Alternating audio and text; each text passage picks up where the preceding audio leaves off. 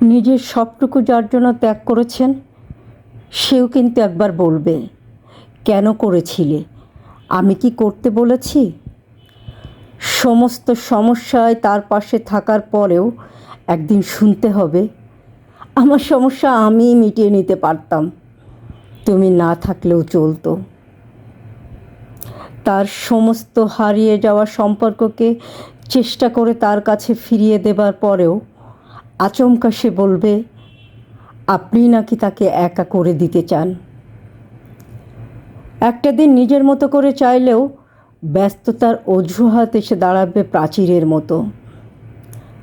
আসলে অনুভূতিগুলো মরে গেলে রয়ে যায় শুধু যুক্তি আর তর্কের পাহাড়।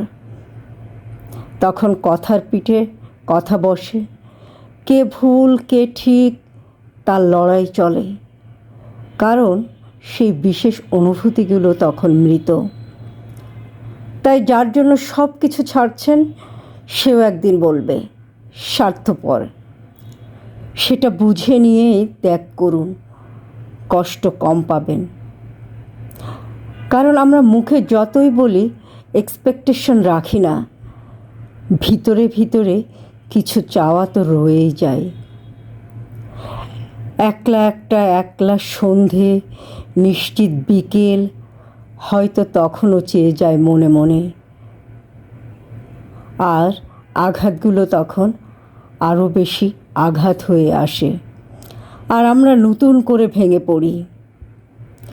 তাই তোমাকে বারংবার বলি, চলো জটিল হয়ে যায়, কিন্তু অবাধ্য মন তবুও আশা ছাড়ে না। আশা থাকলে আশা ভঙ্গ হবে এটাই নিশ্চিত। জীবনটা ঠিক পাহাড়ের বাঁকের মতো, অসম্ভব রহস্যময়। আজ যেটাকে নির্ভেজাল ভালোবাসা বলে মনে হচ্ছে, কাল সেটাতে মনে হবে শুধুই বোঝাপড়া।